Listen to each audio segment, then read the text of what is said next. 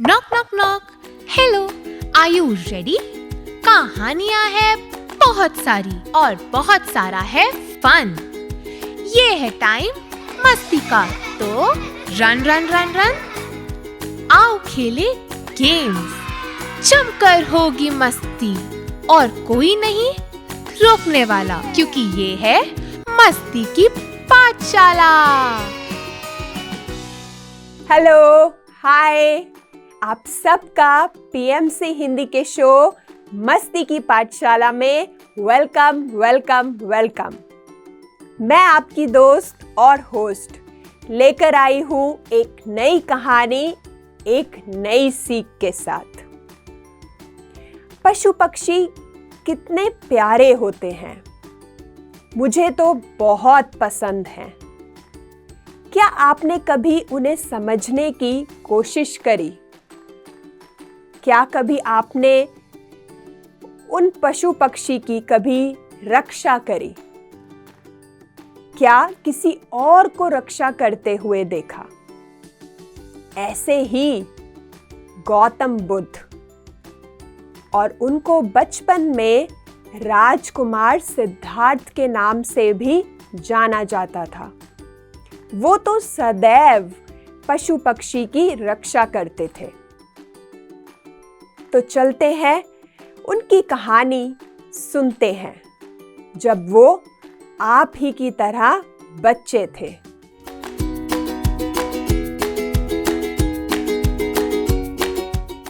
तो एक बार राजकुमार सिद्धार्थ और उनके भाई देवदत्त दोनों जने बाग में सैर कर रहे थे, घूम रहे थे।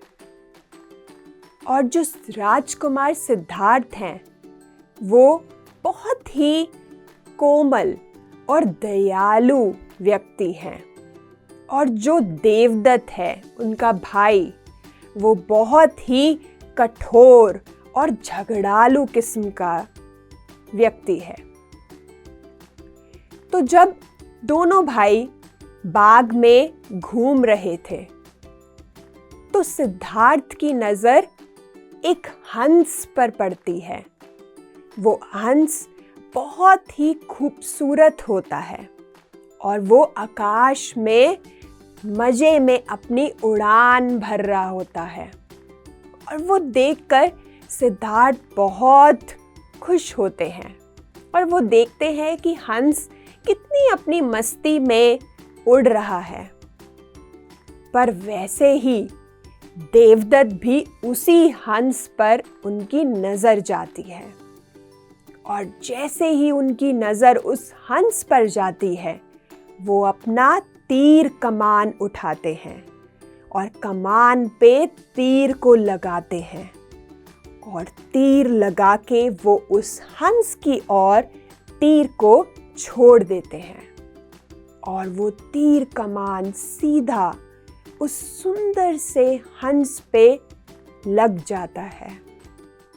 और जैसे ही वो तीर उस हंस पर लगता है, हंस जमीन पर गिर जाता है। और ये देखकर जो सिद्धार्थ होते हैं, वो दौड़ते हैं और उस हंस की तरफ भागते हैं और जाकर फटाफट से उस हंस को उठाते हैं। और हंस को उठाते ही वो उसे प्यार करते हैं। उसके जो चोट लगी होती है, उस पे जो खून लगा होता है, उसे वो साफ करते हैं और हंस को पानी पिलाते हैं।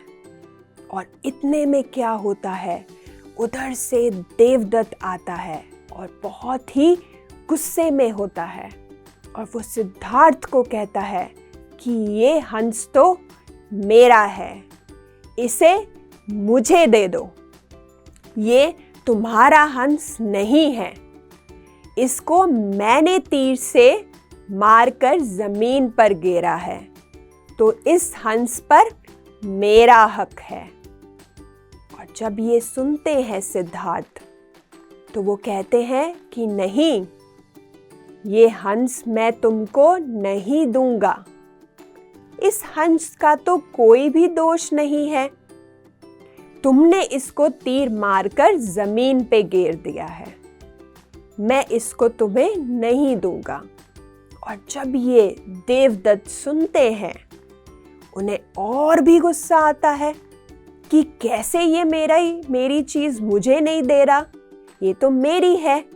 वो सिद्धार्थ को फिर से बोलते हैं कि मुझे तुम ये हंस दे दो, मैं तुम्हें बता रहा हूं, नहीं तो मैं क्या करूंगा, तुम्हारी शिकायत मैं राजा को जाकर कहूंगा और उन्हें कहूंगा कि तुम्हें दंड दे और ये हंस मुझे वापस दे।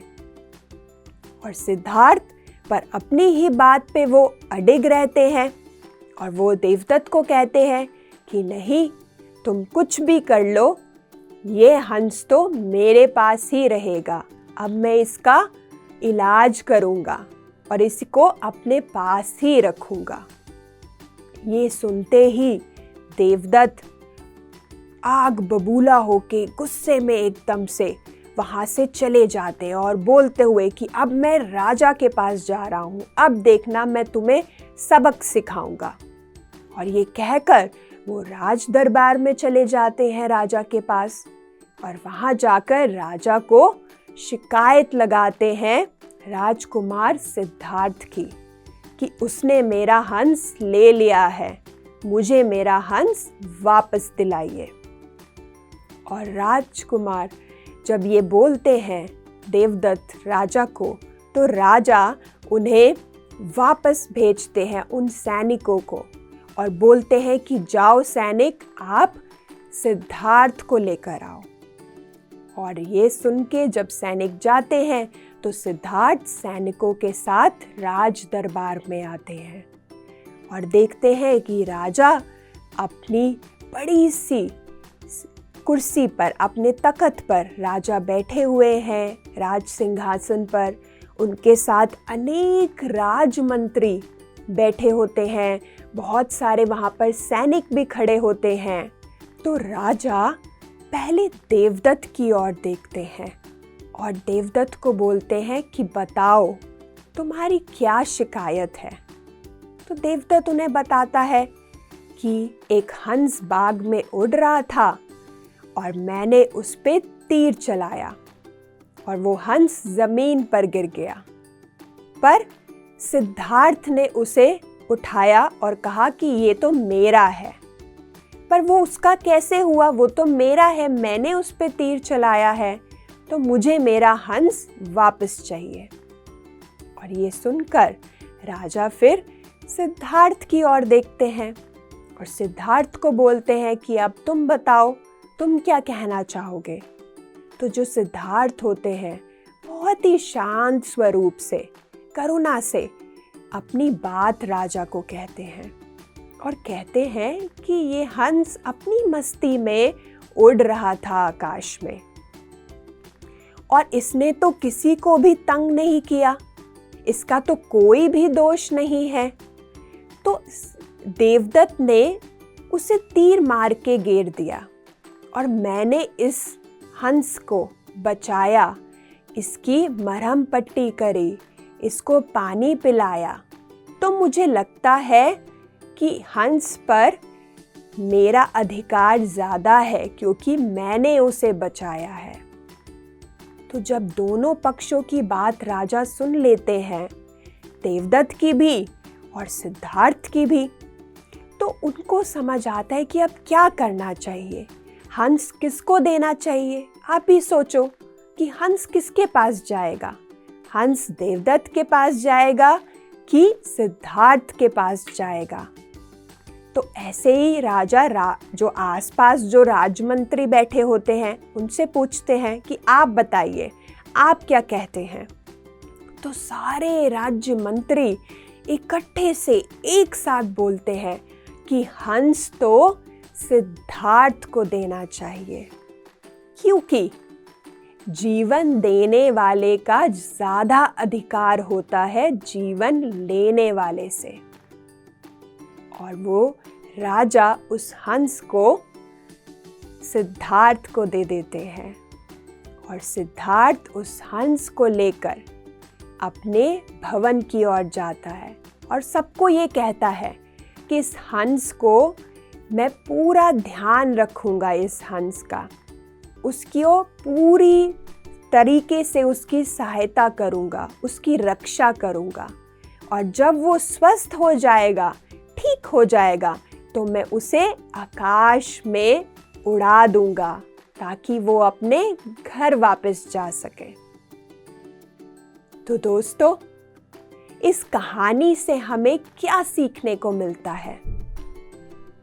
जैसे कि सिद्धार्थ ने हंस की रक्षा करी, हमें भी वैसे ही हर पशु पक्षी की रक्षा करनी चाहिए। जैसे हमें कभी चोट लग जाती है या हमारे दोस्त के कभी चोट लग जाती है, तो हमें भी दर्द होता है ना? होता है कि नहीं होता है? वैसे ही इन पशु पक्षियों को भी दर्द होता है। तो ये पशु पक्षी भी हमारे दोस्त हैं। तो जैसे हम अपने दोस्त की रक्षा करते हैं, वैसे ही हमें पशु पक्षी की भी रक्षा करनी चाहिए और हमें करुणा रखनी चाहिए, ना कि सिर्फ अपने दोस्तों के लिए, हर पशु पक्षियों के लिए। तो आगे से हम याद रखें कि कंपैशन से हम उनकी रिस्पेक्ट करें, प्यार करें इन पशु पक्षियों को। और ये कंपैशन कैसे हम भर सकते हैं अपने भीतर? जब हम अपने साथ कुछ समय बिताते हैं। अगर किसी चीज़ को मुझे किसी को शेयर करना है, किसी को देना है, तो क्या होगा? पहले वो चीज़ मेरे पास होनी चाहिए ना? होनी चाहिए कि नहीं होनी चाहिए? अगर होएगी तभी तो मैं किसी और को दे पाऊंगा, शेयर कर पाऊंगा। वैसे ही इस कंपैशन को, इस करुणा को हमें अपने भीतर लेकर आना है, अपने आप को देना है। जब हम अपने आप को कंपैशन से भर लेंगे, तभी हम दूसरों के साथ भी कंपैशन को बांट सकते हैं। तो इसके लिए हमें क्या करना है? अपने साथ बैठना है। तो तैयार हो जाइए अपने साथ कुछ समय बिताने के लिए, अपना टाइम के लिए।